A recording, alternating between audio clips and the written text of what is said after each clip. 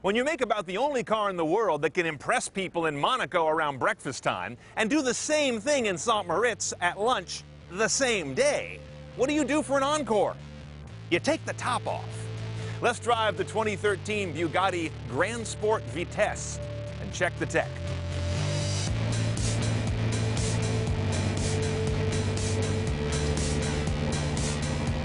In fact, this is the halo car of halo cars. Back in 1998, Volkswagen bought up the rights to the Bugatti Auto brand name. About all that was left of a storied French car maker that by then was better known for making aircraft landing gear, probably holding up the last jet you flew. But with this move, VW set out to prove it's about more than just jaunty Jettas and failed Phaetons. And by 2001, they unveiled the Veyron. This is its latest iteration.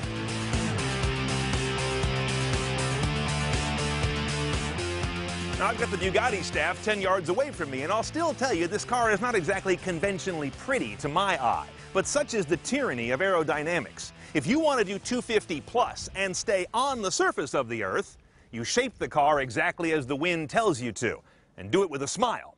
What's interesting is those who've taken this thing to the limit on the track, with the top off, always remark how still it remains in the cabin. The body is basically all carbon fiber. You can even order the car finished in a clear coat, so everybody knows it. It seats two in front of its massive mid-mounted engine and offers virtually no rear visibility.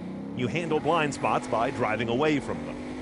Now, when you build a car like this, nothing about it's routine. It's kind of like one big rolling book of bar trivia. Just at this one corner, I could tell you stories for an hour. These tires, for example, they're made to order because no other car uses them. And they're about $25,000 a set. And when you replace those every third time, you're advised to replace the wheels as well, pushing about 40 grand a set. Even these valve stems are unique. Extra strong springs in them because at 3,000 or so RPM on the wheel when you're at full tilt, conventional valve stem springs would open up and bleed out the tire. Not good at 200 plus. When you do get a tune-up, most of this outside bodywork has to come off to get to the spark plugs. On those months, your mortgage drops to number 2 in the budget.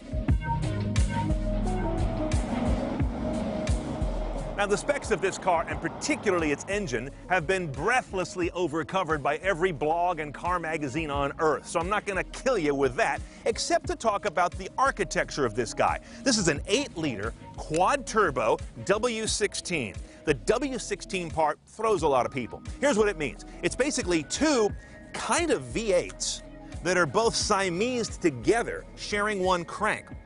I say kind of V8 because each of these two banks of 8 cylinders are sitting in a nested format. That means they take up less longitudinal room when those two 8-cylinder banks are put together on one crank, and that means much better packaging. This engine would be substantially longer and more unwieldy and throw off the balance of this car if it was a traditional architecture.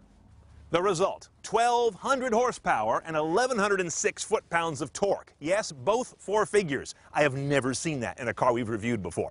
That means this roughly 4,400-pound vehicle is quite dense, gets up to 60 in a mere 2.6 seconds. All of that thanks to a 7-speed dual-clutch transmission that's been beefed up quite a bit for the additional power of this Vitesse, going out to all-wheel drive. There's no other way you could distribute that power otherwise. MPG, if you care, is about 815. You don't care.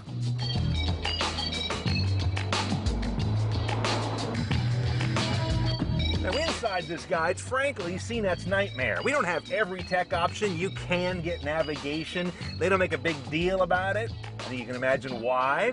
Instead, it's a simple set of climate controls, some basic radio and CD controls, and good old analog gauges that are real crisp and nicely placed. There is an iPod connector. This is relatively new for the Veyrons on a cool little retracting spool reel here. Why don't other car makers do that?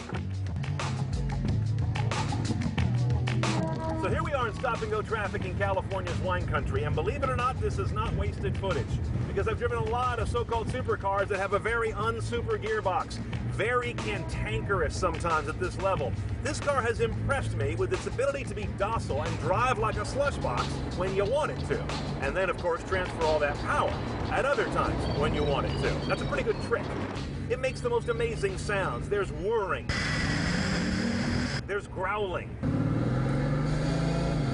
There are these sounds like a medium caliber handgun going off.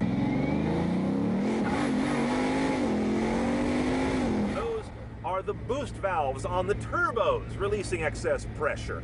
Now, while this car has been clocked at 254 miles an hour with the top off, it's actually only going to go there if you have a special mode on, a high-speed mode. That limits the top speed to a mere 233.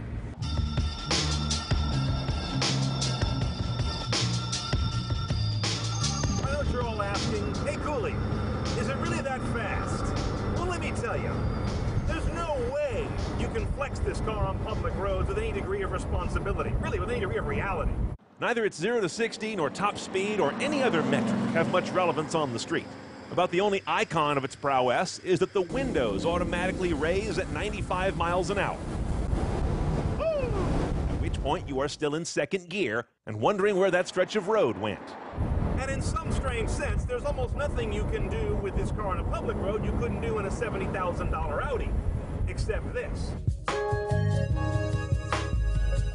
Pulling up in a Veyron creates an event. In the space of 20 minutes, I had one person offer rather seriously to trade me their child for it. Several begged to be allowed to sit in it. Dozens took their picture just near it. And a few resentfully and clearly purposely ignored it. People react because until that moment, it was a myth. And because of the price. Okay, now the fun part. Let's put a price tag on our little orange friend. Base is around $2.25 million, or roughly 45 years of the U.S. median income. On top of that, there's a $51,000 destination charge because they air freight these things around via DHL. Not kidding. $6,400 gas guzzler tax, you don't care, and about a 2.6% customs duty. I bet you've never seen that on a car bill of sale before.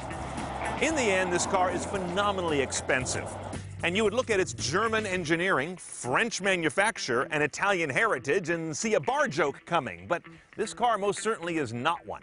For its big company sophistication, brutal yet controlled performance, and cheeky open-top design, it really is a class of one.